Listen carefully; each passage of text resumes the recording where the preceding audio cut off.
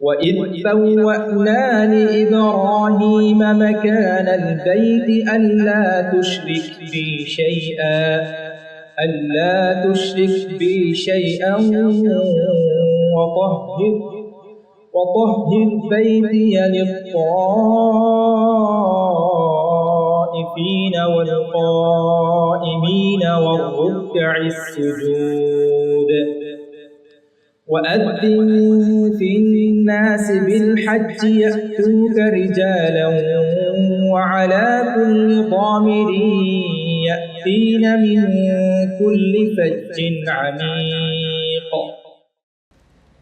إن الحمد لله والصلاة والسلام على رسول الله رب اشرح لي صدري ويسر لي أمري واحلل عقدة من لساني يفقهوا قولي.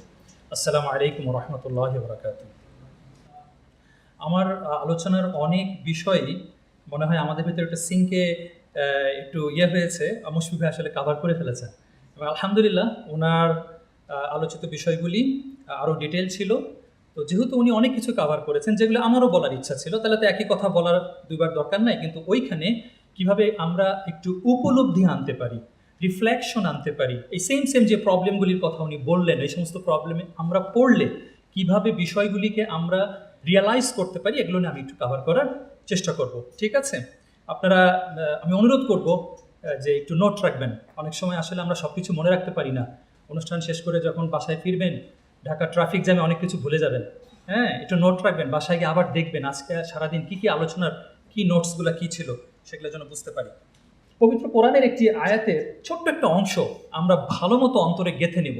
হ্যাঁ, যে যারা হজের নিয়ত করেছেন, হজের উদ্দেশ্যে বের হয়েছি আমরা, তারা যেন কোনো অন্যায় আচরণ না করি, কলহ বিবাদ না করি। খেয়াল করেছেন? অন্যায় আচরণ না করি, কলহ বিবাদ না করি। এখন দেখেন মুশফিক ভাইয়ের আলোচনায় অনেক কিছু আসছে যেখানে যে আমাদের দ্বারা অসাবধানতা বশত অনেক অন্যায় আচরণ হয়ে যেতে পারে। সিম্পল, মোবাইল ফোনের রিংটোনটা আমি বেশি বাড়ায় রাখলাম। আমি পার্সোনালি অনেক ভিডিও দেখছি, যেই ভিডিওটা অন্যের সাউন্ডের প্রবলেম হচ্ছে, তাহলে এটা একটা অন্যায় আচরণ হলো না বলেন? আমি ইচ্ছা করে বা অনিচ্ছায় আমার জ্ঞানের অভাবে টয়লেটটা ঠিকমতো ফ্ল্যাশ না করে আমি নিজে দেখলাম, ফ্ল্যাশ করার পরেও জিনিসগুলো চলে যায় নাই, ভাবলাম দূর কি দরকার, আমি রুম থেকে বেরোয় যাই, তো এটা একটা অন্যায় আচরণ হলো না বলেন? হ্যাঁ, তারপরে আমি বুঝতে পারছি আমার শরীর থেকে অনেক গন্ধ আসছে বা আমার পোশাক থেকে গন্ধ আসছে, কিন্তু আমার পাশে হাজিরা আছেন, আমার সাথীরা আছেন, আমি এগুলো ধোয়ার প্রয়োজন মনে করছি না, আমি এগুলো লুকানোর প্রয়োজন মনে করছি না, এগুলো অন্যায় আচরণ না বলেন? তাহলে আল্লাহ সুবহানাহু ওয়া তাআলা বলছেন আমরা যেন কোনো অন্যায় আচরণ না করি। এইটা আমরা যেন এই এখন থেকে, আজকে থেকে আমার নিজের ঘরে প্র্যাকটিস করা শুরু করব। হ্যাঁ, আমার স্পাউসের সাথে, আমার কলিগসদের সাথে, আমার ফ্রেন্ডসদের সাথে এই চর্চাটা আমরা করতে থাকবো। এছাড়াও আমরা খেয়াল রাখবো, দেখেন যে অলরেডি এই শাওয়াল মাসটা শেষ হয়ে গেলেই আমরা যে মাসে প্রবেশ করব, টানা 3 মাস কি থাকবে বলেন তো? টানা 3 মাস পবিত্র মাস। এই মাসে কিন্তু অনেক কিছু নিষেধ। এই 3 মাস পবিত্র মাসগুলোতে জিলকদা, জিলহজ এবং মুহররম, ঠিক আছে, আর ওদিকে রজব। তো এই 4টা মাস বছরে যে পবিত্র মাস, এবং এই 4টা মাসে কিন্তু যত ভালো কাজ করব সেটার রিওয়ার্ড যেমন অনেক বেশি, আল্লাহ সুবহানাহু ওয়া তাআলার কাছে অনেক পছন্দনীয়, তেমনি যত অন্যায় করব, কলহ বিবাদ করব, ঝগড়া বিবাদ করব, গুনাহ করব, সেগুলো কি বলেন তো? আল্লাহর কাছে কিন্তু অনেক অপছন্দনীয়। তাহলে এই যে আল্লাহ সুবহানাহু ওয়া তাআলা কোরআনে যে বলছেন ওয়ালা ফুসুক ওয়ালা জিদালা ফিল হাজ্জি, এই হজের মাসে আমরা হজের মধ্যে অন্যায় আচরণ এবং কলহ বিবাদ করব না।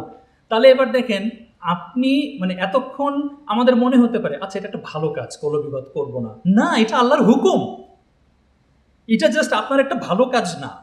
আপনার মনে হলো আমি একটা গুড সিটিজেন হব, আমি একটা ভালো মানুষ হব, না রে ভাই, এটা আল্লাহর হুকুম। এইভাবে চিন্তা করেন, আমি আল্লাহর হুকুম মানছি। ওকে, এবার একটা জিনিস সর্বক্ষণ আমরা খেয়াল রাখবো যে তাহলে পুরো যাত্রায় বেসিক্যালি যে ধৈর্যের কথা বললেন না ভাই, পুরো যাত্রায় বিশ্বাস করেন ধৈর্যটা এমনভাবে পদে পদে আপনার পরীক্ষা দেওয়ার সুযোগ আসবে, মানে পরীক্ষা ফেল করাটার সম্ভাবনাটাই হচ্ছে সবচাইতে বেশি। এইখানেই আমাদেরকে উইন করতে হবে। হ্যাঁ, একদম আমি যদি বেশি আগে থেকে নাও যাই, যেদিন প্লেন ছাড়বে, প্লেনটা ডিলে হলো ধরে নিলাম, ঠিক আছে, আচ্ছা প্লেন না হয় ডিলে হয় নাই, ওই পাশে গিয়ে ইমিগ্রেশন হয়ে গেছে, এয়ারপোর্টে ঘন্টার পর ঘন্টা বসে আছি, আমাদের বাস অ্যালোকেশন হচ্ছেই না। আপনার মুআল্লিম বারে বারে বলছে এই হয়তো আর 10 মিনিট পরে, দেখলেন সেটা 2 ঘন্টা 10 মিনিট হয়ে গেছে। এবার আপনি মানে কি করবেন? ন্যাচারালি আমরা হিউম্যান, মুআল্লিমের বিরুদ্ধে একটা ভালো ব্যবস্থাপনা না, মুশফিক ভাই তো দেখাই দিয়েছে, আমি দেশে গিয়ে কমপ্লেন করব, এরকম একটা কিছু মনে হবে, কিন্তু অনেক রাগ আসবে। কিন্তু আপনাদেরকে বলি শোনেন, প্রথমত এই হজে যাওয়ার আগে নিজেকে সবচেয়ে দরিদ্র বানায় ফেলবেন, নিজেকে তুচ্ছ বানায় ফেলবেন। হ্যাঁ, আপনার অনেক টাকা আছে বলেই আপনি হজে যেতে পারছেন, কিন্তু স্টিল আল্লাহর এই বিশাল সৃষ্টি জগতের কাছে আপনার আমার টাকা, আমি আপনি কোনো কিচ্ছু না।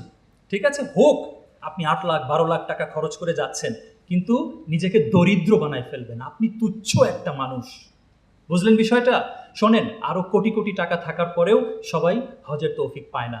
আমি এমন কয়েকজনকে চিনি, বিশ্বের আমার মনে হয় কমপক্ষে 80টা দেশের মানে দেশ ভ্রমণ করে ফেলছে, এবং তার টার্গেট আছে যে 2030 সালের ভিতরে সে বিশ্বের প্রত্যেকটা দেশ করে ফেলবে। কিন্তু আমি তাকে ব্যক্তিগতভাবে চিনি, তাদেরকে হজ আজ পর্যন্ত করতে পারে নাই। কি বুঝলেন বলেন তো? যে বিশ্বের এত দেশ ট্রাভেল করে, তার কি টাকা পয়সা নাই? সে সবচেয়ে এক্সপেন্সিভ প্যাকেজে হজ করতে পারবে প্রত্যেক বছর, কিন্তু আল্লাহ তাকে তৌফিক দেন নাই। আপনার আমার ধনী দরিদ্র হওয়া এখানে সুযোগ না। অনেক দরিদ্র মানুষ হজ করে আসতেছে, তার টাকা পয়সা লাগতেছে না। এগুলো ঘটনা আপনার বিভিন্ন সময় দেখছেন। কিন্তু সো নিজেকে দরিদ্র বানায় ফেলেন। যখন উচ্চারণ করবেন না লাব্বাইক আল্লাহুম্মা লাব্বাইক, যে আল্লাহ আমি হাজির, এবং মানে নিজেকে তুচ্ছ দরিদ্র মনে করে, এবার আপনি যা কিছু পাচ্ছেন সবই বোনাস। হ্যাঁ, লেট হওয়া নিয়ে আমার জীবনের একটা ঘটনা শেয়ার করি। যেই ঘটনার পর থেকে আমি আর কোনো লেটকে কমপ্লেনই করি না। ঠিক আছে, সেটা হচ্ছে যখন আপনার রোহিঙ্গারা বাংলাদেশে অবস্থান নিল, ওই সময় আমি কিছু ত্রাণ সামগ্রী নিয়ে ওখানে গিয়েছিলাম টেকনাফে। হ্যাঁ, তো গিয়ে সেখানে এক রাত ছিলাম। সেখানে আল্লাহ সুবহানাহু ওয়া তাআলা যতটুকু তৌফিক দিয়েছেন ত্রাণ সামগ্রী বিতরণ করে তারপরের দিন কক্সবাজারে আসলাম। এসে আমি নাইট কোচে ঢাকার উদ্দেশ্যে ফিরে আসতেছি। ওকে, তো নাইট কোচে আসতেছি, আপনি গ্রিন লাইন বাসে উঠলাম কক্সবাজার থেকে। সেটা চট্টগ্রাম এসে থামলো। তা থামার পরে ন্যাচারালি আমি চট্টগ্রাম কাউন্টারে নেমে আমি একটু ওয়াশরুমে যাব, তারপরে একটু নাস্তা খাবো, খেয়ে আমি আবার বাসে উঠে পড়বো। তা আমি ওয়াশরুমে যখন গেলাম, ওই ওয়াশরুমের দরজা খুলছি, দেখি হাই কমোড। তা আমার ওই সময় একটু মানে লো কমোডের দরকার ছিল। তা আমি কাউন্টারে জিজ্ঞেস করলাম, আপনাদের সবই কি হাই কমোড, একটু লো কমোড নাই? বলে হ্যাঁ, একদম শেষ টয়লেটটা লো কমোড, আপনি যান। আমি সেখানে গিয়ে ওয়াশরুমের কাজটা সারলাম, সেরে বের হলাম। বের হয়ে একটু দোকান থেকে হালকা কিছু কিনে খেয়ে বাসে উঠলাম। ওঠার পরে গুড়ি গুড়ি বৃষ্টি হচ্ছিল, বাস ছেড়ে দিল। প্রায় 20 মিনিট পর আমি টের পেলাম আমার মানি ব্যাগটা আমার পকেটে নাই।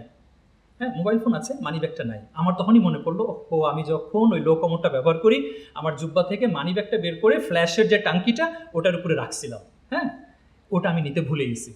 আমি সাথে সাথে সুপারভাইজারকে বললাম, ভাই আমি তো একটা ভুল করে ফেলছি, আপনাদের ওয়াশরুমে আমি মানি ব্যাগটা রেখে আসছি। উনি তো সাথে সাথে বললো, হাই এখন তো কি হলো, কে না কে পেয়ে গেছে, এটা কি আর ফেরত পাওয়া যাবে? ওখানে আমার ব্যাংকের কার্ড ছিল, ড্রাইভিং লাইসেন্স ছিল, ঠিক আছে, জরুরি অনেক কিছু। টাকা পয়সা নিয়ে আমার চিন্তা ছিল না, সামান্যই ছিল, হয়তো 5-6 হাজার, কিন্তু কার্ড ছিল কিছু। তো উনি বললেন, ঠিক আছে ভাই, আমি যোগাযোগ করতেছি। তো উনি কাউন্টারে যোগাযোগ করলেন। আমি খালি আল্লাহকে দোয়া করলাম প্রথমে, আল্লাহ এটা যদি কোনো ব্যক্তির হাতে পৌঁছেও যায়, তার অন্তরকে তুমি ঘুরায় দাও, তিনি যেন এটা ফেরত দেওয়ার জন্য উদ্গ্রীব হয়। কারণ মানুষ অনেক সময় টাকা পয়সা দেখলে তার ফেরত দিতে চাইবে না, তাই না? নিডি মানুষের হাতে পড়লেও এটা হতে পারে। আমি খালি আল্লাহকে দোয়া করলাম, আল্লাহ কারো হাতে যদি পড়েও যায় তাকে ফেরত দেওয়ার মানে মনোভাবটা দাও। তো যাই হোক, ওনারা ফোনে জানালেন যে হ্যাঁ, ওই টাঙ্কির উপরই মানিব্যাগটা পাওয়া গেছে। এখন তাহলে আমি এটা পাবো কীভাবে? আমি তো বাস তো যাচ্ছে ঢাকায়। তো আমাকে ড্রাইভার পরামর্শ দিলেন, আপনি এক কাজ করেন, বাস থেকে নেমে যান, অপোজিট রাস্তায় গিয়ে অন্য কোনো গ্রিন লাইনে উঠে বললেই হবে যে আমি তো ঢাকায় যাচ্ছিলাম, আপনি তাহলে আবার চট্টগ্রামে গিয়ে নিয়ে আসেন। এদিক বৃষ্টি হচ্ছে। আমি এই প্রস্তাবটা গ্রহণ করি নাই, যে না আমি এই প্রতিমধ্যে কোথায় নামবো, বৃষ্টির ভিতরে আমার ছাতা নাই। তো আমি বাসেই থাকলাম এবং আমি বললাম যে ভাই সুপারভাইজার, আপনি বলে দেন পরের বাসে যেন পাঠায় দেয়। ঠিক আছে, তো ওনারা তাই করবেন, পরের বাসে পাঠিয়ে দেবেন। আমি এবার নিশ্চিন্তে বাসে বসলাম, কিন্তু আমার একটু টেনশন হলো, আচ্ছা আমার বাসটা ঢাকায় পৌঁছাবে প্রায় রাত 12টা 12:30। এরপরে আমি আবার পরের বাসের জন্য কাউন্টারে বসে থাকবো, সেই বাসটা আসবে, আসার পর আমি সেই মানিব্যাগ নিয়ে ঢাকায় বাসায় যাব, 1:30-2টা বাজতে পারে। তা আমি জাস্ট আল্লাহকে দোয়া করলাম যে আল্লাহ সুবহানাহু ওয়া তাআলা, আমার তো কষ্ট হবে, আমার কষ্টটা সহজ করে দেন। বিশ্বাস করেন, আমরা অনেক সময় কিন্তু বুঝি কিভাবে সহজ হইতে পারে, কিন্তু আমার ক্ষেত্রে যেটা ঘটলো, এইভাবে যে সহজ হইতে পারে এটা আমি জীবনেও চিন্তা করি নাই। এবার পরের ঘটনাটা শোনেন। আমি এই দোয়া করে না, মানে আল্লাহ আমার কষ্ট হবে, এই অনেকটা এমন দোয়া করে আমি বাসের ভিতরে আমার ঘুম এসে গেল, এদিক বৃষ্টিও হচ্ছে, আমি ঘুমাই গেলাম টোটালি। ঘুম আমার ভাঙলো বাসের লোকজনের চিৎকার চেঁচামেচিতে। টোটালি আমি এত ঘন্টা ঘুমিয়েছি। কি হলো, ওই সুপারভাইজার আপনার বলছিল যে কুমিল্লায় আমরা যাত্রা বিরতি নিব, আপনারা এখানে নাস্তা খাবেন, আমাদের 20 মিনিটের যাত্রা বিরতি। এখন সব ড্রাইভাররা চিৎকার করতেছে, এটা কেমন গ্রিন লাইন সার্ভিস, কেমন ড্রাইভার, এত স্লো গাড়ি চালায়। হ্যাঁ, আমাদের পরের গাড়ি আগে পৌঁছে গেল, তাও সেটা ডবল ডেকার, ওই যে স্লিপিং কোচের মতো কিছু একটা ছিল বোধহয়। হ্যাঁ, গ্রিন লাইন এত খারাপ হয়ে গেছে, জঘন্য, সবাই চিল্লাচিল্লি করতেছে। সুপারভাইজার বলছেন আপনারা একটু ঠান্ডা হন, আসলে আমাদের প্রত্যেকটা ড্রাইভার 10 বছরের এক্সপিরিয়েন্স, আমাদের যান্ত্রিক ত্রুটি হয়ে গেছে, এই জন্য আমাদের আজকে এই প্রবলেমটা হয়েছে। যাই হোক, সবাইকে এটা বলে সুপারভাইজার আমার কাছে আসলেন, এসে বললেন যে ভাই আপনার কুমিল্লায় নেমেই আপনি আপনার মানিব্যাগটা নিয়ে নেবেন, আপনার মানিব্যাগ পৌঁছে গেছে ওখানে। আমি তখন বললাম আমার মানিব্যাগ কুমিল্লায় পৌঁছে গেছে কীভাবে, বাস তো পিছনের বাসে তো মানিব্যাগ আসবে। বলে না, আসলে আমাদের এই যে যান্ত্রিক ত্রুটির কারণে তো বাসটা একটু স্লো হয়ে গেছে, তো ও পিছনের গাড়ি আসলে আগেই কুমিল্লায় পৌঁছে গেছে, আপনি নেমেই আগে মানিব্যাগ নেবেন, পরে নাস্তা খাবেন। সুবহানাল্লাহ, বিশ্বাস করেন আমি জাস্ট আল্লাহর কাছে বললাম, আল্লাহ তুমি এইভাবে আমার কাজ সহজ করে দিলা, তুমি এইভাবে রেসপন্স করো আল্লাহ, আমাকে ঢাকা পর্যন্ত অপেক্ষা করতে হলো না। আমি সেই দিন থেকে বুঝে গেলাম আমার আল্লাহ দোয়া কবুল করছেন, এই বাসের যান্ত্রিক ত্রুটি হওয়াটা আল্লাহর ইচ্ছাই হয়েছে, যার কারণে পেছনের গাড়ি আগে পৌঁছাই দিচ্ছেন। আপনারা বাই দ্য ওয়ে এই ঘটনা শুনে আমাকে কেউ বিশেষ মানুষ ভাববেন না, বিশেষ কে, আল্লাহ। উনার মনে হয়েছে এই বান্দা আমার কাছে নিবেদিত হয়ে দোয়া করছে, সে বলতেছে আল্লাহ আমার কষ্ট হবে, আমার জন্য সহজ করে দাও, আমি এর দোয়া কবুল করলাম, বাস। আপনি আমি শুনেন, অনেক আল্লাহওয়ালা হইতে হবে না, অনেক পরেজগার হইতে হবে না, একান্ত চিত্তে আল্লাহর উপরে নির্ভরশীল হয়ে দোয়া করতে হবে। এবং আমি আল্লাহ সুবহানাহু ওয়া তাআলা আমাকে যে কবার হাজ এবং উমরা করার তৌফিক দিয়েছেন, আমি শুধু দোয়া করা শিখছি। আমি আরো ঘটনা শেয়ার করবো আপনাদের সাথে, ঠিক আছে? এরপর থেকে বিশ্বাস করেন, আমি কোন ট্রেন লেট হলো, কোন প্লেন লেট হলো, কোন বাস লেট হলো, আমি কি মনে করি জানেন, এইখানে এমন একজন বান্দা আছেন, তার কোনো প্রয়োজন পূরণের জন্য আল্লাহ বাসটা লেট করতেছেন, আমার টেনশনের কি আছে? একদিন আল্লাহ আমাকেও তাই করছিলেন, আমার দোয়া কবুল করে বাস লেট করাইছেন, বাসের যান্ত্রিক ত্রুটি করাইছেন, ঠিক আছে? সো প্লেন লেট হয়েছে, আপনি বরং ভালো এটা মনে করেন একজন আল্লাহওয়ালা মানুষের গাড়িতে আছে, এই প্লেনে আছে, যার দোয়ার জন্যই হয়তোবা তার কোনো প্রয়োজনের জন্য প্লেনটা লেট হয়েছে, ঠিক কিনা বলেন? ওকে, আরেকটা কথা শোনেন, প্লেন লেট হলো না, বাস লেট হলো না, কোনো কিছুই, সব সিস্টেম মতো চললো, ডাজ ইট এনশিওর আপনি হজ করতে পারবেন? এনশিওর করে না কিন্তু, তাই না? হ্যাঁ, সব কিছু ঠিকঠাক চললো, আপনি একটু আগে এয়ারপোর্টে পৌঁছে করবেনটা কি? আপনি তো 30-40 দিনের একটা যাত্রাতে বেরই হয়ে গেছে, না হলে এয়ারপোর্টে 5 ঘন্টা বেশি থাকলেন, আপনি তো ভাই সফরেই আছেন, ঠিক আছে? আর আপনি যে হজে বের হয়েছেন, কি মনে করছেন শুধু ওই 8 লাখ টাকার সওয়াব পাবেন, 7 লাখ টাকার সওয়াব পাবেন? আর শুধু যে কয়দিন আপনি মিনা থাকবেন, আরাফায় থাকবেন, ওই কয়দিনের সওয়াব পাবেন? না, আপনি তো টোটাল হজের সফরে বের হয়েছেন। আর টোটাল হজের সফরে কি করবেন না? কলহ বিবাদ করবেন না, অন্যায় আচরণ করবেন না, ইউ আর কন্টিনিউয়াসলি ইন হজ। কিছু বুঝতে পারতেছেন? খালি আনুষ্ঠানিকতার অংশটুকু ভাববেন না, এই মিনায় যাবো কবে, মিনায় যাবো কবে, ওই দিন আমার হজ শুরু। আপনার হজ শুরু হয়ে গেছে, আপনি এখন থেকে প্র্যাকটিস করবেন আল্লাহ সুবহানাহু ওয়া তাআলার এই আয়াতের উপরে, তাই না? ওয়ালা ফুসুকা ওয়ালা জিদালা ফিল হজ্জি, আমি আজকে থেকে আর অন্যায় আচরণ, ঝগড়া বিবাদ, মত পার্থক্য কোনো কিছুতে যাব না, ব্যাস, দ্যাটস ইট, ঠিক আছে? ওই ঘটনার পর থেকে আমি যেমন পরিবর্তন হয়ে গিয়েছি, আর কোনো ডিলে করা নিয়ে আমি কোনো টেনশন করি না, ঠিক আছে? আপনারাও করবেন না, কাউকে কোনো অভিযোগ দেওয়ার কিছু নাই। আচ্ছা, রুমের ব্যবস্থা নিয়ে মুশফিক ভাই তো অনেক কিছু প্রকাশ করছেন, আমি আর অত ডিটেল বলতেছেন, এবার বলি শোনেন। রুম যেটাই পান, ওই যে দেখলেন না 6টা বেড 7টা বেড, হ্যাঁ, সাথে আসলে মাত্র 1 বিগ গ্যাপ, হ্যাঁ, এরকমই থাকবে। মুশফিক ভাইয়ের লেকচারে তো খেয়াল করছেন স্লাইডে। তো ঠিক আছে, এই যে রুমটা পেলাম, এটা নিয়ে আপনার কষ্ট হইতে পারে, পাশের হাজি ভাইয়ের নাক ডাকায় কষ্ট হইতে পারে। আমার এবার এখানে আরেকটা ঘটনা বলি, বাই দ্য ওয়ে আজকে কিন্তু আমি একটু আমার ঘটনায় বেশি বলবো, ওকে? একজনের নাক ডাকার শব্দে আমার ঘুম হচ্ছিল না, প্রচন্ড জোরে নাক ডাকতেছেন। তো যেহেতু আমি হজের সফরে আসলে আল্লাহর কাছে দোয়া করা শিখছি, এবং আমি এখনো কন্টিনিউয়াসলি দোয়া করি, শেষে আমি চেষ্টা করবো আরো কি কি দোয়া আপনারা সারাদিন করবেন। তো আমি আল্লাহর কাছে দোয়া করলাম, ইয়া আল্লাহ ওনার নাক ডাকাটা তুমি বন্ধ করে দাও, ঠিক আছে? তো পরে আমি একটু ভাবলাম, না, আমার এই দোয়াটা ভুল আছে। উনার নাক ডাকাটা অনেকভাবে বন্ধ হইতে পারে। এক, উনার মৃত্যুর মাধ্যমে, ঠিক আছে? তারপরে আরও হয়তো উনি জেগে গেলেন, আর ওনার ঘুম আসলো না, অথবা ওনার নাক ডাকা বন্ধ হওয়ার পরেও আমারও তো ঘুম নাও আসতে পারে, ঠিক আছে? মানে ওনার নাক ডাকাটাই আমার ঘুমের ব্যাঘাতের একমাত্র কারণ নয়। আসলে মূল দরকার হচ্ছে আমার প্রশান্তিদায়ক একটা ঘুম। আমি আমার দোয়া চেঞ্জ করলাম, আল্লাহ আমি ভুল দোয়া করেছি, ওকে আল্লাহ তুমি আমাকে প্রশান্তির ঘুম দাও, ঠিক আছে? আমি এই দোয়া করলাম। ডেফিনেটলি উনি নাক তারপরেও ডেকে গেছেন, তারপরেও ডাকেন, ওনার নাক ডাকার অভ্যাস যায় নাই। আমার ওই রাতে প্রশান্তির ঘুম হয়েছে। আমি এই ছোট্ট ঘটনা দিয়ে বললাম, দোয়া যখন করব, ঠিক আছে, যথাযথ দোয়া করব, ঠিক আছে? এই যে দেখেন, আমি প্রথমে দোয়া করলাম আল্লাহ ওনার নাক ডাকাটা বন্ধ করে দেন। এটাও আমার আল্লাহর প্রতি চরম বিশ্বাস, এটার নিয়ন্ত্রণকারী কে? আল্লাহ, ঠিক না? আমি তাই আল্লাহর কাছে দোয়া করেছি। পরে দেখলাম না, আমার তো চাহিদা আমার প্রশান্তিদায়ক ঘুম, আমি ওই আল্লাহর কাছেই আবার চাই, ঠিক আছে? আমি তার কাছে চাইলাম, আমার প্রশান্তিদায়ক ঘুম হয়ে গেল, তার নাক ডাকা আমাকে ডিস্টার্ব করলো না। এবার আমি নাক ডাকাটা বাদও দিলাম, রুম মেম্বারদের টয়লেট ব্যবহার, আচার আচরণ যা কিছুই কষ্ট দিই, একটা জিনিস ভেবে দেখেন তো, আপনি 7জন 8জন অপরিচিত মানুষের সাথে গাদাগাদি হয়ে একটা রুমে 30-40 দিন থাকবেন, সেখানে ওয়াশরুমের প্রবলেম হবে, সেখানে কথা বলার প্রবলেম হবে, অনেক প্রবলেম হবে। আপনি আপনি কি ফিলিস্তিনবাসীদের চাইতেও খুব খারাপ জায়গায় আছেন? হ্যাঁ, একটু পরে কি আপনার পাশে বোম পড়বে? এই আতঙ্কে আছেন? হ্যাঁ, ঠিক কিনা বলেন তো? আপনি ওই সফরে থাকা অবস্থাতেও আপনি অসুস্থ হলে আপনার জন্য ফ্রি মেডিকেল ট্রিটমেন্ট থাকবে। এমনও মানুষ আছে, আমারই পরিচিত, গতবার সে তার রীতিমতো রিং পরানো হয়ে গেছে, প্রায় 7-8 লাখ টাকার চিকিৎসা হয়ে গেছে সৌদি আরবের খরচে, তার কোনো খরচ হয় নাই কিন্তু। বুঝলেন বিষয়টা? এত নিশ্চয়তা, ওই যে খাবারের অঢেল খাবার নিয়েও পরে কথা বলবো, অঢেল খাবার, সবকিছু আপনার জন্য রেডি হয়ে আছে। হ্যাঁ, বরকতময় পানি সেখানে আপনি খাবেন সারাক্ষণ। না হয় রাতের একটু ঘুম, রুম মেম্বাররা না হয় একটু আনকালচার্ড আপনার হিসাবে, না হয় তাদের একটু লাইফস্টাইলটা অন্যরকম আপনার হিসাবে, কিন্তু আপনি কি গাজাবাসী, ফিলিস্তিনবাসী, নির্যাতিত মুসলিমদের কাতারে আছেন? কৃতজ্ঞ কি আমরা হব না? এগুলো ভেবেও কি আমরা এই সমস্ত জিনিসগুলোকে ইগনোর করতে পারি না? ঠিক কিনা বলেন?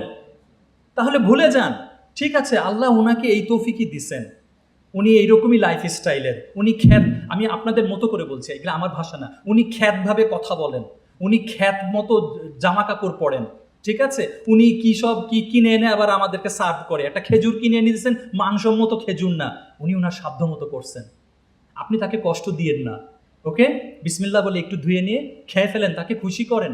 ওই যে বললাম, গাজাবাসী, ফিলিস্তিনবাসী, নির্যাতিত মুসলিমদের থেকে ভালো আছেন কি নাই, ব্যাস, দ্যাটস ইট। আমরা আর কত অকৃতজ্ঞ হব? তার থেকেও বড় কথা, আপনি কে যে ওই মসজিদুল হারামের কাছে পৌঁছে গেলেন? আল্লাহর মেহমান। আচ্ছা, আমরা কোনো বাসায় মেহমান হয়ে গেলে সে যদি একটু খারাপ খাবার, একটু অব্যবস্থাপনা করেও ফেলে, আমরা কি বলে ফেলি, কি দাওয়াত দিলেন, এসে আর আসবো না, এভাবে কেউ দাওয়াত দেয়? তাই না? আমরা তো একটু সহ্য করি, তাই না? আমরা একটু মেনে নিই। তো সামান্য ভাই, দুনিয়ার একটা মানুষ যে আমাকে দেওয়ার কিছু ক্ষমতা রাখে না, আমার আত্মীয়, আমার বন্ধু, তার এখানে গেলেও আমি কত ভদ্রভাবে থাকি, আর আমি আল্লাহর মেহমান হয়ে গিয়েছি, আল্লাহর মসজিদে সালাত আদায়ের তৌফিক পেয়েছি, 1,00,000 গুণ সোয়াব পাবো, আমি সোয়াবও কামাই করবো, রুমে এসে কি আবার গিবত গিয়ে সেই সোয়াবগুলি হারাই ফেলবো? এই তো মানে কি হয়ে গেল আমাদের? কিছু বুঝলেন বিষয়টা? 1,00,000 গুণ সোয়াব তো কম কথা নয়, ঠিক কিনা? কত, বোধহয় 85 বছর বেঁচে, তাই না? 85 বছর না, এরকম একটা হয়, মানে 85 বছর কন্টিনিউয়াসলি আপনি বোধহয় সালাত আদায় করলে যা সোয়াব, আপনি ওখানে এক ওয়াক্তে আদায় করে সেই সোয়াব পেয়ে যাচ্ছেন। সোয়াবগুলি হারানো যাবে না। মনে রাখবেন, হজ করে আসলাম মানেই আমার হজ কবুল হয়েছে, এর নিশ্চয়তা নাই, তাই না? আমাকে নিবেদিত থাকতে হবে, আল্লাহ আমি দরিদ্র, আল্লাহ আমি তুচ্ছ, তুমি আমাকে দয়া করে তৌফিক দিছো। কত মানুষের আরো তৌফিক থাকার পরেও হজের সুযোগ পায় না। আল্লাহ তুমি আমার হজ কবুল করো, তুমি আমার ভুল ত্রুটি ক্ষমা করো, ঠিক আছে? আমরা সবার, আমার হাজিদের, আমার বন্ধুদের, আমার রুম মেম্বারদের সবকিছু আমরা করব, ইগনোর করব, ঠিক আছে?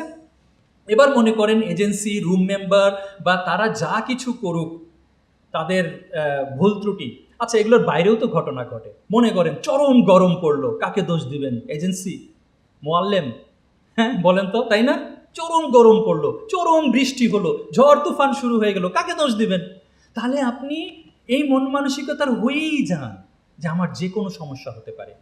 ঠিক আছে, এবার মনে করেন কারো কোনো ভুল ত্রুটি নাই, বুঝলেন?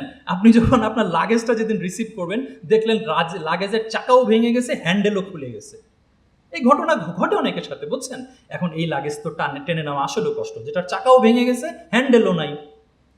সিম্পলি আপনি কিভাবে ভাববেন, আচ্ছা এটার যে চাকা ভাঙছে আর হ্যান্ডেল ভাঙছে, এটা কি আমার আল্লাহ জানতেন নাকি জানতেন না? কি জানতেন নাকি জানতেন না? জানতেন। চাকাটা যে ভাঙছে, হ্যান্ডেলটা যে ভাঙছে, এটা কার অনুমতিতে ভেঙেছে? মানে যদি কেউ ছুঁড়েও মারে তারপরেও তো এটা না ভাঙ্গা সম্ভব ছিল, ঠিক কিনা? ঠিক না? তার মানে আল্লাহ অনুমোদন করছেন শিবলি মেহেদির লাগেজের চাকাটা ভাঙুক, হ্যান্ডেলটা ভাঙুক। মেবি আল্লাহ দেখতে চাচ্ছেন এই শিবলি মেহেদি তো অনেক গুনাহগার, ওর চাকাটা ভাঙার পরে, লাগেজটা ভাঙা দেখার পরে ও কি শুরুতেই রেগে গিয়ে কাউকে দোষ দেয়, নাকি আমার উপর তাওয়াক্কুল করে আলহামদুলিল্লাহ আলা কুল্লি হাল বলে শান্ত থাকে? মেবি আল্লাহ এটা দেখতে চাচ্ছেন। মেবি আপনি এটুকু করলেই পাস। ঠিক আছে, মেবি আপনি এটুকু করলেই পাস। হ্যাঁ, একজন দুশ্চরিত্রা নারী যদি কুকুরকে পানি পান করায় ক্ষমা পেয়ে জান্নাতের বাসিন্দা হতে পারেন, তাহলে সেম অপরচুনিটি আমরা নিতে পারি না? নিতে পারি না? বুঝলেন বিষয়টা? তেমনি একইভাবে আল্লাহ সুবহানাহু ওয়া তাআলা আপনাকে পদে পদে বিভিন্ন পরীক্ষায় ফেলবেন। আল্লাহ জাস্ট চাচ্ছেন, এই আব্দুর রহমান, এই আব্দুর রহিম, তোর অনেক গুনাহ আছে, তোর অনেক দোষ আছে, আমি আজকে কিছু পরীক্ষা নিব তোর, তুই এখানে পাশ করলে আমি তোকে ক্ষমা করব। ঠিক আছে, এক ব্যক্তি সিম্পল রাস্তা দিয়ে যাচ্ছিলেন, কাঁটাযুক্ত ডাল পড়েছিল, এটা মনে করে সরাইছেন অন্য পথচারীর কষ্ট হবে, তুলে উনি সরাই দিয়েছেন। এটা হাদিস থেকে জানা। আল্লাহ সুবহানাহু ওয়া তাআলা তার গুনাহ ক্ষমা করছেন, তাকে জান্নাত দিয়েছেন। জান্নাতের মালিক কে? আল্লাহ। উনি যাকে ইচ্ছা দিবেন, যে কোনো বাহানাই দিবেন। বাহানাগুলি নিতে হবে কাদেরকে? আমাদেরকে। We should take all the opportunities. সলাৎ, সিয়াম, হাজ, জাকাত এগুলো তো ফরজ, এই জন্য আমরা করছি। দ্যাট ডাজ নট মিন হজ করতেছি লক্ষ লক্ষ টাকা ব্যয় করে, আবার এগুলো আবার কি করব, এটাই তো অনেক বড় কাজ করতেছি। নো, ছোট ছোট প্রত্যেকটা অপরচুনিটি আমরা পিক আপ করতে থাকবো। ঠিক আছে ভাই? ওকে, ইনশাল্লাহ আল্লাহ সুবহানাহু ওয়া তাআলা আমাদেরকে তৌফিক দান করুন। আচ্ছা, চেঞ্জ হয়েছে না? এখানে একটু চেঞ্জ করি। তারপরে সেই প্রকৃত মুসলিম যার হাত ও মুখ থেকে অন্যরা নিরাপদ। অলরেডি আসলে আলোচনাগুলো কিছুটা হয়ে গেছে আগের স্লাইডে। ঠিক আছে, তো আমরা আমাদের কথা এবং আচরণ দ্বারা আমরা অন্য ভাইদেরকে কষ্ট দিব না। তাওয়াফের ক্ষেত্রে একটা বলি, ধাক্কা ধাক্কি এগুলো তো আমরা করবো না।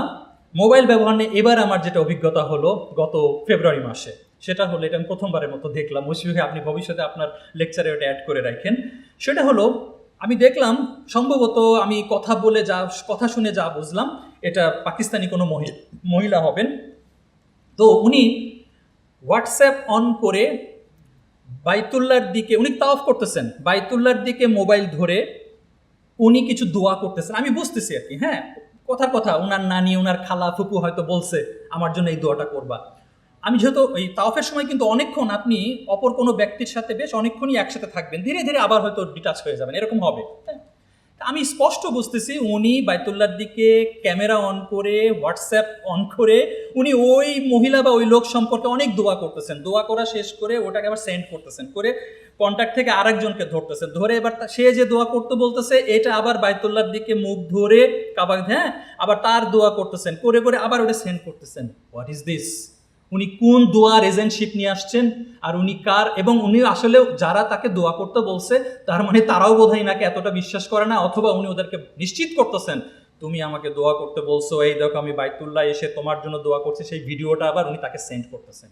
একটু আগে শায়েখ বললেন না, কেউ যদি রাসূলুল্লাহ সাল্লাল্লাহু আলাইহি সাল্লামের কাছে সালামও পৌঁছা দিতে বলে, এই দায়িত্ব আমরা নেব না। এই দায়িত্ব আল্লাহ সুবহানাহু ওয়া তাআলা আমাদেরকে নিতে বলেন নাই। ওকে, তেমনি এই ধরনের দোয়ার এজেন্টশিপও আমরা নিব না। ওকে, হ্যাঁ, আমরা এমনি বলবো ভাই আমি দোয়া করব, দোয়ার প্রমাণ দিতে হবে না, এসব করতে যাবেন না।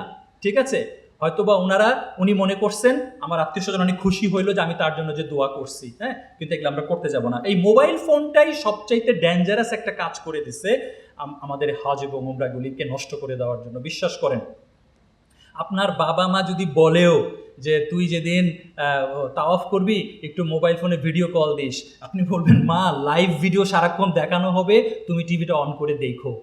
ঠিক আছে, আপনি দায়িত্ব নেবেন না প্লিজ।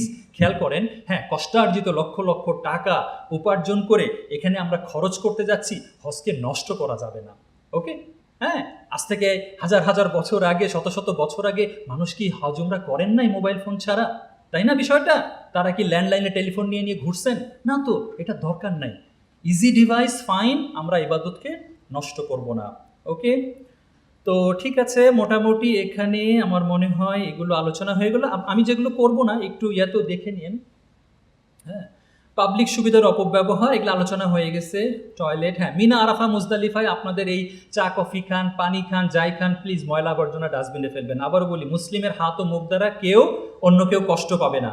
ঠিক আছে, খাবার এবং পানি আমরা অপচয় করব না। এটা আমরা অনেক খাবার পেয়ে যাই, এর মানে এই নয় যে আমরা আসলে অনেক অপচয় করতে পারবো। অতিরিক্ত সেলফি তোলা, ছবি তোলা, এটা অনেক সময় আমি এবারে দেখেছি যারা একটু ক্যামেরা নিয়ে বাড়াবাড়ি করে, ওখানকার পুলিশ তাদের ক্যামেরা ছিনায় নেয়। মানে যারা বাড়াবাড়ি পর্যায়ের অ্যাক্টিভিটি করে, ঠিক আছে, একদম নানা অ্যাঙ্গেলে ছবি তুলতেছে, কাবার দিক মুখ করে দোয়া করতেছে, দুই হাতের মাঝখানে কাবা ঘর রাখতেছে, কত যে পোজ। এবং আজকাল ইন্টারনেট থেকে গেলে পোজ শিখে যায়, গিয়ে সেগুলো সে আগামী অনেক বছর ধরে মাঝে মাঝে পোস্ট দিবে, এরকম একটা টার্গেট করে সে ছবি তুলছে আছে। হাজব্যান্ড ওয়াইফ তারা এমন একটা রোমান্টিক মুভ, মানে রোমান্টিক একটা পোজ দিয়ে মাঝখানে কাবা ঘর রেখে, কি যে এটা কি ভাই ট্যুরিস্ট স্পট? এটা কি তোমার বিনোদনের জায়গা? হ্যাঁ, বিনোদন ইন দ্য সেন্স আল্লাহর সাথে আমাদের সম্পর্ক তৈরি হবে, এটা তো আমাদের পিকনিক স্পট নয়। ঠিক আছে, প্লিজ এগুলো করবোই না, এগুলো আমরা করবোই না। হ্যাঁ, আবার কবে আসবো না আসবো, আসছি যখন অনেকগুলো ছবি তুলে নিয়ে যাই না, এরপরে ইবলিস আমাদেরকে ওয়াসওয়াসা দিবে, ছবি তো অনেক তুলছিলা, বছর বছর একটু পোস্ট দাও। ঠিক আছে, একটা জিনিস দেখেন, ইবাদত করার পরেও হতেও পারে সেটা কবুল হয়ে গেছে, কিন্তু আমাদের আবার অহংকারের কারণে, আমাদের নির্বুদ্ধিতার কারণে কবুল হওয়া ইবাদতও কিন্তু নষ্ট হয়ে যেতে পারে। ফর এক্সাম্পল, আমি আমার একটা দরিদ্র আত্মীয়কে জাকাত দিলাম, কবুল হয়তো বা হয়েছে, কয়েক বছর পরে সে একটা কিছু আমার সম্পর্কে অপপ্রচার করলো, আমি হয়তো বলে ফেললাম, তোকে এক তো জাকাত দিছি আর তুই আমার বিরুদ্ধে এই কথা বললি, আমার জাকাত কি আর আদায় হলো? হলো না কিন্তু। ঠিক আছে, তেমনি হজ করে আসছি মানেই কবুল হয়ে গেছে, বিষয়টা এমন নয়। মৃত্যুর আগ পর্যন্ত আমাদের সকল ইবাদত নিশ্চিত করতে হবে যেন কবুল অবস্থায় থাকে। ওকে, সো কোনো অহংকার নয়, হ্যাঁ, কোনো অহংকার নয়। আমি যে বললাম না, নিজেকে দরিদ্র তুচ্ছ বানাই ফেলবো। ওকে, তেমনি সোশ্যাল মিডিয়াতেও আমরা এই যে হ্যাঁ, এটাও ইদানিং শুরু হয়েছে, হজে যাওয়ার আগে ফেসবুকে হয়তো গিয়ে গণক্ষমা চায়। হ্যাঁ, আমাকে ক্ষমা করবেন, আমি হজে যাচ্ছি, হ্যাঁ, আপনাদের কোনো দোয়া, আমি এবার দেখছি বলে আপনাদের কোনো দোয়া থাকলে এখানে কমেন্ট করেন, আমি গিয়ে দোয়া করবো। হোয়াট ইজ দিস ভাই? হ্যাঁ, উনি ফেসবুকের কমেন্টে দোয়া সংগ্রহ করতেছে। প্লিজ ডোন্ট ডু দিস, নিজের জন্যই দোয়া করেন আগে বেশি। ওকে, আর আপনার স্বজন, পৃথিবীর সব দায়িত্ব আমাদেরকে দেওয়া হয় নাই। হ্যাঁ, আমি আল্লাহ সুবহানাহু ওয়া তাআলা আমাকে যতবার আর কি তৌফিক দিয়েছেন, আমি এই দোয়া করাটাই সবচেয়ে বেশি শিখছি। হ্যাঁ, সবচেয়ে বেশি শিখছি আমি দোয়া করা। বিভিন্ন ঝুঁকিপূর্ণ বিশৃঙ্খল আচরণ, এগুলা থেকে আমরা বিরত থাকবো। ওকে, যেমন অনেক জায়গায় অনেক মানে নির্দেশনা থাকে, এগুলো আমরা মেনে চলবো। হ্যাঁ, আমরা কোনো ভয়ভীতির পরিস্থিতি হলে আমরা একটু শান্ত থাকবো। আবারও বলি, আল্লাহ সুবহানাহু ওয়া তাআলা পদে পদে পরীক্ষা নেবেন, এখানে বিশ্বাস করেন, পদে পদে পরীক্ষা নেবেন। সব জায়গায় আমরা একটু শান্ত ও শিষ্ট থাকবো। হ্যাঁ, এখানে যেগুলো আছে সেগুলো অলরেডি আসলে মুশফিক ভাই অনেক কিছু আদায় করেছেন, আলোচনা করেছেন। হ্যাঁ, মিনার তাঁবুতে অনেক গল্পগুজব হয়, একদমই। যখনই দেখবেন কেউ কিছু গল্পগুজব করছে, বের হয়ে যান, বাইরে একটু বাতাস খাওয়ার নাম করে বের হয়ে যান, প্রশ্রয় দিয়েন না, ওখানে শুনবেন না এগুলি। এভাবে আপনাদের নিজেদেরকে বাঁচায় রাখতে হবে। ওকে, জমজম পানি, হ্যাঁ, অতিরিক্ত ঠান্ডা জমজম পানি খেলে সমস্যা হতে পারে। জমজম পানি নিয়ে আমি বলি, শায়েখও কিন্তু বলেছেন নিয়ত করে খাওয়ার। আমার ঘটনা একটা বলি, 2017 সালে উমরায় গেলাম, তো সেখানে আমার একটা সমস্যা শুরু হয়ে গেল টয়লেট সংক্রান্ত। আমার টানা প্রায় 3-4 দিন টয়লেট হচ্ছিল না, এটা দুশ্চিন্তার একটা বিষয়। পরে এটা অ্যাকচুয়ালি জোর করে টয়লেটটা করতে গিয়ে আসলে আমার ওখানে একটু ক্ষতি হয়ে যায়, এমন ক্ষতি হয়ে যায় আমাকে হসপিটালে চলে যেতে হয়। ওকে, আমি হাঁটতে পারছিলাম না, বিছানায় বসতে পারতাম না, আপনাদেরকে বুঝালাম আমার অবস্থাটা কেমন ছিল, কোনো চেয়ারে সোফায় বসতে পারতাম না আমি। ওকে, হাসপাতালে চলে গেলাম, হাসপাতাল ডক্টর দেখলেন, চেষ্টা করলেন, উনি আরেক হাসপাতালে আমাকে রেফার করলেন। ঠিক আছে, জাস্ট আপনাদের ভয়াবহতাটা বোঝানোর জন্য সংক্ষেপে বলছি। উনি ওষুধ দিলেন, কিছুটা আমি হয়তো স্বস্তি পেলাম। ওমরা শেষ করে 2017 সালের কথা, ওমরা শেষ করে চলে আসলাম ঢাকায়। এসে আমি মোটামুটি একটু ডক্টর দেখালাম, কিছু ওষুধপত্র খেলাম, আমি এমনি ব্যথা বেদনা থেকে মুক্ত হলাম, কিন্তু স্টিল আমার ওখানে একটা বাড়তি অংশ ছিল, হ্যাঁ, যেটার কারণে আমার একটু কষ্ট হতো। ওকে, আমার ওখানে একটু বাড়তি অংশ ছিল। তো এইভাবে আমি একটা পর্যায়ে না মেনেই নিছি যে হ্যাঁ ঠিক আছে, এভাবেই আমাকে থাকতে হবে, এভাবেই আমাকে চলতে হবে। এরপরে করোনা আসলো 2022 সালে। আল্লাহ সুবহানাহু ওয়া তাআলা আবার ওমরা করার তৌফিক দিলেন। ঠিক ওমরায় যাব, আমি আমার স্ত্রী এবং আমার 2 মেয়ের মাহরাম। ওমরায় যাওয়ার জাস্ট মনে করেন 2 সপ্তাহ আগে আমার সেই 17 সালের ডিজিজটা আবার চাড়া দিয়ে উঠলো। এই 5 বছর কিন্তু আমি এমন একটা অবস্থায় ছিলাম, সহনীয় মেনে চলা যায়, ওকে, আমি মেনেও নিছি, হ্যাঁ। কিন্তু হঠাৎ করে আবার বেড়ে গেল, আবার আমার ভয় লেগে গেল, হায় হায়, এ তো আমার আবার কষ্ট হবে, আমি ঘুমাইতে পারবো না, চেয়ারে বসতে পারবো না, আমার হাঁটতে কষ্ট হবে। আমি তখন ইমিডিয়েটলি সবচেয়ে বড় ডক্টরকে দেখালাম। ডক্টর দেখে বললেন যে আপনার তো অপারেশন করতে হবে, হ্যাঁ। আমি বললাম বলেন কি, 2 সপ্তাহ পরে আমার হচ্ছে ফ্লাইট, আমি ওমরায় যাচ্ছি। বলে সেটা আপনার সিদ্ধান্ত, কিন্তু আপনার অপারেশন করতে হবে। আমি বললাম অপারেশন কয় দিনের? বলে এটা আপনার লেজার ট্রিটমেন্ট করব, আপনাকে 2 দিন হসপিটালে থাকতে হবে। আমি দেখলাম না, যদি বাই চান্স কয়েকদিন লেগে যায়, বাই চান্স আমার অবস্থা খারাপ হয়ে যায়, আমি তখন সিদ্ধান্ত নিলাম যে যদি কোনো কারণে আমার প্রবলেম হয়, আসলে আমার পরিবার তো যেতেই পারবে না, আমার প্রতি ডিপেন্ডেন্ট হয়ে অ্যাকচুয়ালি, একটু মাফ করবেন, আমার প্রতি ডিপেন্ডেন্ট হয়ে অ্যাকচুয়ালি আরও প্রায় 10-12 জন ছিলেন, ঠিক আছে। আমি আল্লাহর কাছে বললাম, আল্লাহ সুবহানাহু ওয়া তাআলা আপনি সহজ করে দেন। আমি চলে গেলাম 2022 সালে। গিয়ে এবার আমি নিয়ত করলাম, আমি, আল্লাহ পূর্বে যতবার তৌফিক দিছেন, যতবার আমি জানা জমজম পানি পান করছি, এইবার আমি সর্বোচ্চ জমজম পানি পান করব। ওকে, বিশ্বাস করেন আল্লাহর কসম, আমি 5 ওয়াক্ত সালাত মসজিদে গিয়ে পেট ভরে পানি খাইছি। মোটামুটি মনে করেন 6-7 গ্লাস খাওয়াটাই কষ্টকর হবে। ওই যে ওখানকার যে 1 টাইম গ্লাস থাকে না, 4 গ্লাস খেলেই মনে হয় যে হয়ে গেছে। 6-7 গ্লাস 8 গ্লাস পর্যন্ত পানি খাইছি। অনেকদিন এমন হয়েছে যে আমি দুপুরের আর লাঞ্চ করতে হয় নাই, মানে পানি খেয়ে আমার পেট ভরে গেছে। ওকে, বড় জোর 2টা খেজুর, একটা খেজুর। আমার কাছে আল্লাহর একটা ইয়া ছিল, আল্লাহ তুমি আমার এই অসুখটা নিরাময় করে দাও। আল্লাহু আকবার, বিশ্বাস করেন আমি কোনো মিথ্যা কথা বলছি না, আল্লাহ জানেন। ওই অসুখ তো আমার নিরাময় হয়েছে, যেই বাড়তি অংশ আমি প্রায় 5 বছর ধরে বহন করে আসতেছিলাম, সেই চিহ্নটা পর্যন্ত নাই। বিশ্বাস করেন, দিস ইজ আল্লাহ। আপনারা প্রত্যেকে এবার যারা যাচ্ছেন, জমজম পানি মিস দিবেন না। আমি বোতল নিয়ে যাইতাম ভরে, হোটেলেও আমি নর্মাল পানি খাইতাম না। ওকে, জমজম, আমার ওয়াইফ বাচ্চাদের জন্য জমজম। আমি পেট ভরে জমজম খাইছি, বাস। তো যেহেতু ওখানে ফ্রি পাচ্ছেন, যেগুলো ঢাকা আনতে পারবেন ওটা লিমিটেড হয়ে গেল, ওখানে তো আপনি যতদিন আসেন জমজম খাওয়া মিস দিবেন না। আল্লাহর কাছে নিয়ত করে সবকিছু আল্লাহ সুবহানাহু ওয়া তাআলা আমাদের জন্য সহজ করে দেবেন ইনশাআল্লাহ। এরপরে এগুলি খুব গুরুত্বপূর্ণ নয়, তবে তারপরেও রিসেন্ট একটা ঘটনা ঘটেছিল। কোনো একজন গার্ডের সাথে হয়তো বা কোনো একজন মহিলা কি কথা বলছিল, আমরা ভিডিও থেকে দূর থেকে দেখেছি, তখন সেখানে একটা চড়থাপ্পড়ের সিচুয়েশন ঘটে গেছে। যাই হোক, আমরা এগুলো সিচুয়েশনে যাবই না। এখানে যেটা ভাষাগত একটা প্রবলেম আছে, ওরা যদি নিষেধ করে এদিকে প্রবেশ নিষেধ, আপনার কমন সেন্স যতই বলুক, আরে প্রবেশ নিষেধ হওয়ার কি রিজন আছে, জায়গা ফাঁকা, আমি দাঁড়াতে পারি, আপনি ওদের কথা মানবেন, ঠিক আছে। হ্যাঁ, ওদের আচরণ একটু আপনার খারাপ লাগতে পারে, এখানেও বুঝতে হবে। দেখেন, ওরা প্রতিদিন লাখ লাখ মানুষকে এই সেম কাজটা করছে, ওদেরও সাইকোলজিক্যাল অবস্থাটা একটু বুঝতে হবে। একই কথা ওরা কতবার কত হাজার জনকে বলবে, বুঝলেন না। সো কেউ যদি নিষেধ করে ওটা শুনবেন, কেউ যদি বলে হাজি এখান থেকে সরে যাবেন, ব্যাস। হ্যাঁ, যদি আপনার মনে হতে পারে আল্লাহ কাবা ঘর দেখে একটু দোয়া করতেছি, দোয়া করতে দিবে না, হ্যাঁ, ওরা এরকমই, ওরা একটু ক্রাউড কন্ট্রোল করতে চায়। অনেক সময় ক্রাউডের কারণে আমাদেরই ক্ষতি হয়, বুঝতে পারছেন। তো ওদের এটাও একটু মানতে হবে। সো ওদের ইয়েটা আমরা করবো না।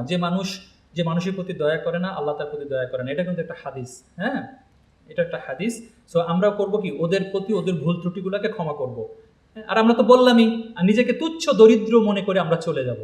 ওকে, স্বাস্থ্য বিষয়ক যেহেতু এর পরবর্তীতে একজন কথা বলবেন ডক্টর সাহেব, আমি আর এটাকে ইগনোর করলাম। হজকে শুধু আনুষ্ঠানিক ভাবা যাবে না, আমার প্যাকেজ কেমন ছিল এখানে গল্প করা যাবে না, আমার অমুকে কোন প্যাকেজে গেছে। এমনকি আপনার টিমের ভিতরে এমন হতে পারে, একই রুমে আছেন, এমন হতে পারে যে আপনার থেকে সে হয়তো 50,000 টাকা কম দিয়েছে, হতে পারে। এগুলো শুনে আপনি রাগারাগি করবেন না, ঠিক আছে, এগুলো শুনে রাগারাগি করবেন না, এটা হয়ে যেতে পারে। হ্যাঁ, যেটা বলছিলাম শুরুতেই বলে ফেলেছি, এটা আল্লাহর মেহমান। হ্যাঁ, আপনার টাকা আপনাকে হজ করতে আনতে সক্ষম হয় নাই, আপনার শারীরিক শক্তির কারণে আপনি হজ করতে আসতে পারেন নাই। অ্যাম্বুলেন্সে করেও মানুষ হজ করবে, জানেন।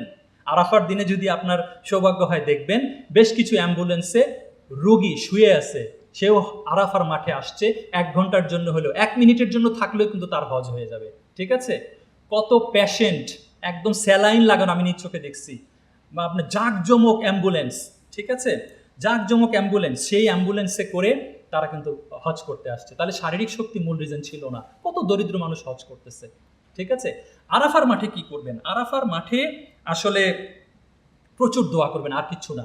ভাই আমরা তো 30টা দিন রোজাও রাখলাম, তাই না? মাত্র তো একটু কম খাইলে কি আমরা বাঁচবো না? আল্লাহ ট্রেনিং তো দেওয়াইলেন, রোজার পর গ্যাপ দিয়ে এবার হজ। ঠিক আছে?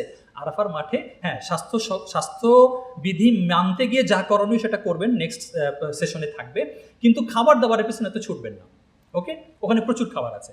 যাই হোক, আমার একটা ঘটনা শেয়ার করি, কেন এত দোয়া করবেন। দেখেন, এই ঘটনাগুলির পর থেকে আমি এত দোয়া করা শিখছি, এত দোয়া করি, আমার পরিবারকে শেখাই। সেটা হলো যে যখন 2013 সালে আল্লাহ সুবহানাহু ওয়া তাআলা আমাকে, আমার 2 মেয়ের বয়স তখন 7 বছর, ওরা টুইন, ওদেরকে নিয়ে আমি আল্লাহ আমাকে হজে তৌফিক দিলেন। তো আরাফার মাঠে আমার 2 মেয়ে তো 7 বছর, গরম, ছোট, ওরা আরাফার দিন মোটামুটি একটু দুপুরবেলাটা লম্বা সময় ঘুমাইছে। হ্যাঁ, ঠিক আছে? তো আমরা তো দোয়া খায়ের করেছি, জিকির করেছি। এবার একটু বিকালের দিকে আমি ভাবলাম যে মেয়ে দুটোকে একটু আশপাশটা একটু দেখাই, হ্যাঁ, যে এরকম বিশাল বিশাল গাড়ি, কত মানুষ, হ্যাঁ, কত ব্যবস্থাপনা, এগুলো একটু দেখাই। তো ওদেরকে আমি বিকালের দিকে বের হলাম। বের হয়ে আমার 2 মেয়েকে বললাম, ন্যাচারালি আমরা কি করি, আমাদের ছোট ভাগনা ভাগ্নিকে নিয়ে কিন্তু বের হলে বলি কি কিছু খাবা, এটা কমন না, চকলেট, হ্যাঁ, কিছুটা খাবা। তা আমি আমার 2 মেয়েকে বললাম যে কিছু খাবে আম্মু, এখানে দেখো অনেক খাবার আছে, হ্যাঁ, বিস্কুট, কেক, এই সেই হেন তেন। তো ওরা বললো হ্যাঁ আব্বু খাবো। মানে কি খাবা? আমি বললাম আব্বু আইসক্রিম খাবো। তো আমি আবার যেহেতু একটু দুপুরবেলায় আমার কাফেলার সাথীদের জন্য একটু খাবার টাবার সংগ্রহ করেছি, আমি এখানে কোনো আইসক্রিমের গাড়ি দেখি নাই, হ্যাঁ, এবং এত গরমে ওখানে আইসক্রিমও থাকে কিনা আমার জানা নেই। তো আমি আমার মেয়ে দুটো তো ছোট, আমি হাঁটু গেড়ে আসলে বসেছিলাম ওদের কথা শোনার জন্য। আমি বললাম আম্মু এখানে তো আইসক্রিম পাওয়া যাবে না, তবে লাবান আছে, হ্যাঁ, তুমি কি লাবান খাবা? এটা বলে আমি না সোজা হয়ে উঠছি, উঠে আমি দেখতেছি যে কোন বড় বড় লরিতে লাবান দিচ্ছে, এটা জাস্ট আমি দেখতেছি। সুবহানাল্লাহ, বিশ্বাস করেন, আমার মেয়ে মাত্র বলল আব্বু আইসক্রিম খাবো, আর আমি তাকে বললাম এখানে আইসক্রিম পাওয়া যাবে না, তুমি কি লাবান খাবা? এই বলে আমি লাবান খুঁজতেছি। এই যে ক্যামেরাটা যতটা দূর, এর থেকে আরেকটু পেছনে হবে, আমি দেখলাম 2 জন লোক হাতে আইসক্রিম নিয়ে আমার মেয়ের কাছে আসলো। জাস্ট ভিড়ের মধ্যে থেকে 2 জন লোক বের হয়ে আসলো, 2 জন লোক, তাদের 2 হাতে 2টা আইসক্রিম। তারা ডিরেক্টলি আমার মেয়ের কাছে আসলো, এসে 2 জনকে 2টা আইসক্রিম দিয়ে চলে গেল। বুঝলেন? দিস ইজ আল্লাহ। আমার তখন বিশ্বাস করেন মনে হলো যে হু এম আই, এটা আরাফার মাঠ, দোয়া কবুলের মাঠ, একটা সগীর হাজি, ছোট হাজি, সে দোয়া করছে আইসক্রিম খাবো, আর আমি তাকে বলে দিলাম, আমার বলা উচিত ছিল আম্মু আল্লাহর কাছে চাও, আমি বলছি এখানে নাই। আমি খালি নিজেকে ভাবছি কত বড় দুঃসাহসের কথা আমি বলি আরাফার মাঠে দাঁড়ায়া। আমার বলা উচিত ছিল আল্লাহর কাছে চাও। বুঝলেন? তো দিস ইজ আল্লাহ, আল্লাহ সুবহানাহু ওয়া তাআলা। এইবার ভাই, একটা ছোট মানুষের জীবনে তো ভাই চাকরি বাকরির দুশ্চিন্তা নাই, তাই না? বিয়ে শাদীর দুশ্চিন্তা নাই, ব্যবসা বাণিজ্যের দুশ্চিন্তা নাই, ওর কাছে তো আইসক্রিম, খেলনা, এগুলোই তো জীবন। কিন্তু আপনার আমার অ্যাফেয়ার তো আরো বেশি না? আমরা হয়তো আইসক্রিম চাইবো না, কি চাইবো? আল্লাহ আমার গুনাহ ক্ষমা করো, জীবনে অনেক ভুল করছি, তাই না? আল্লাহ, যার রিজিকের সমস্যা আছে, হ্যাঁ, আশা করি নাই, কারণ কমপক্ষে অনেক লক্ষ টাকা খরচ করে যাচ্ছেন, তারপরেও যার আছে, যার সন্তান হয় না, আল্লাহর কাছে সন্তান চান। যার বিয়ে হচ্ছে না বা যাদের স্পাউস নিয়ে সমস্যা চলতেছে, আল্লাহর কাছে চান, আল্লাহ কবুল করার মালিক। ঠিক আছে? আরাফার মাঠে প্লিজ একটা সময় নষ্ট করবেন না অন্য কাজ করে, একটা সময় নষ্ট করবেন না। দোয়া, দোয়া অ্যান্ড দোয়া, আর দোয়া ওয়াল ইবাদা, দোয়াই হচ্ছে ইবাদত। কারণ কার কাছে চাচ্ছি আমরা দোয়ার মাধ্যমে? আল্লাহর কাছে। গাছ, মাছ, কচ্ছপ, কুমির, দেব দেবীর কাছে চাচ্ছি না। এই জন্যই আল্লাহ দোয়া পছন্দ করেন। এবং আমি এই ঘটনাগুলির পর থেকে ক্রমান্বয়ে এমন হয়ে গেল, জীবনে আমি খালি দোয়া আর দোয়া করি। এমনকি এই যে আজকে এখানে আসছি, আল্লাহ সুবহানাহু ওয়া তাআলা আমাকে একটা গাড়ি দিছেন যেটা আমি চালাই, আমি আসার আগেও ঢোকার আগেও দোয়া করি, আল্লাহ একটা সহজ পার্কিং প্লেস মিলায় দাও। বিশ্বাস করেন আমার আল্লাহর প্রতি এতটা ইয়ে আসছে, যেটা দোয়া ছাড়া যে কাজে, যেখানে আমার হাত নাই, আমি কি পার্কিং প্লেস এখানে বানাইতে পারবো? পারবো না। এমন হইতে পারে সব পার্কিং ফুল, আমি দোয়া করি, আল্লাহ আমাকে একটা পার্কিং প্লেস মিলায় দাও। বুঝলেন বিষয়টা? যে কোনো সমস্যা আগে আল্লাহর কাছে চাইবেন, পরে আপনি চেষ্টা করবেন। মুজদালিফের ঘটনায় যে মুশফিক ভাই বললেন না, ওখানে আপনি পাবেন না, কর্তৃপক্ষ থেকে কোনো খাবার পাবেন না। তো এটা আমাদেরও জানা ছিল না 2013 সালে, ওই একই বছরই।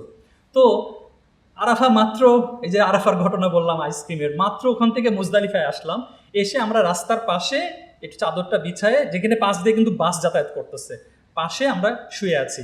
এখন জানতে পারলাম খাবার পাওয়া যাবে না। তো আমরা হাজব্যান্ড ওয়াইফ চিন্তা করলাম, ঠিক আছে আমাদের খাবার লাগবে না, কিন্তু মেয়ে দুটোর তো কিছু খাবার দরকার। হ্যাঁ, তো জাস্ট আল্লাহর কাছে চাইলাম যে আল্লাহ তুমি সহজ করে দাও। এটা একটা বলি, অনেক সময় আমরা নির্দিষ্ট বলতে পারি না কোনো দোয়া, তখন বলবেন আল্লাহ তুমি সহজ করে দাও, ব্যাস। ঠিক আছে, এই বলে আমরা বসে আছি। আমি চিনি না জানি না একজন লোক হাঁটছিলেন, আমাকে দেখে বললেন, আপনি কি শিবলি ভাই? আমি বললাম জি। হ্যাঁ, আমি আপনার কিছু প্যারেন্টিং ভিডিও দেখেছি, তো এরা কি রামিসা জুমানা? আমি বললাম জি, ওরাই আমার মেয়ে। আলহামদুলিল্লাহ। ওনার হাতে বিরিয়ানির প্যাকেট ছিল, উনি জাস্ট আমার মেয়ে দুটোকে দেখে, আম্মু এটা রাখো, তোমরা খাও। So what is this, what is this? আমাকে তো হাঁটে হাঁটে খুঁজতে হলো না। এবং দেখেন, আমরা মনে মনে চিন্তা করছি আমার হাজব্যান্ড ওয়াইফের জন্য দরকার নাই, মেয়ে দুটোর একটু খাবারের ব্যবস্থা হলে হয়, আল্লাহ পাঠাই দিলেন। হয়তো বা উনি ওনার জন্য চিন্তা করছিলেন, দুটা বাচ্চাকে দেখে আল্লাহ ওনার মনটা চেঞ্জ করে দিলেন। ডেফিনেটলি আমার সঙ্গে দেখা না হলে উনি হয়তো খেতেন, ওটা ওনার জন্যই নেওয়া ছিল। কিন্তু একটা বাচ্চাকে দেখলেন, আমরাও বাচ্চাদেরকে দেখলে কিন্তু একটা আইসক্রিম, একটা ললিপপ, একটা চকলেট দিতে চাই যদি আমাদের পকেটে থাকে, উনি দিয়ে গেলেন। তো এইভাবে আসলে আমরা প্রচুর প্রচুর প্রচুর আমরা আসলে দোয়া করতে থাকবো। ঠিক আছে, আরাফা মাঠ থেকে শুরু করে, আসলে হজের যাত্রা থেকে শুরু করে, আমি যদি সামারাইজ করি, নিজেকে দরিদ্র তুচ্ছ বানায় ফেলবেন। ওকে, আপনার রুম মেম্বার যত কষ্ট দিক, আপনি মনে রাখবেন আপনি সবচেয়ে গুনাহগার, আপনি সবচেয়ে অসহনীয় ব্যক্তি। ঠিক আছে, আল্লাহর কাছে দোয়া করতে শিখবেন, আল্লাহর কাছে প্রচুর দোয়া করবেন, ক্ষমা করবেন, আল্লাহ আপনাকে ক্ষমা করবে। ওকে, আর এই অপরচুনিটিটা আমরা নেব ভালো ভালো আমল ইবাদতের মাধ্যমে। আল্লাহ সুবহানাহু ওয়া তাআলা যেন আমাদেরকে ক্ষমা করেন। সুবহানাকা আল্লাহুম্মা বিহামদিক, আশহাদু আল্লা ইলাহা ইল্লা আনতা, আস্তাগফিরুকা ওয়া আতুবু ইলাইক। আসসালামু আলাইকুম ওয়া রাহমাতুল্লাহি ওয়া বারাকাতুহু।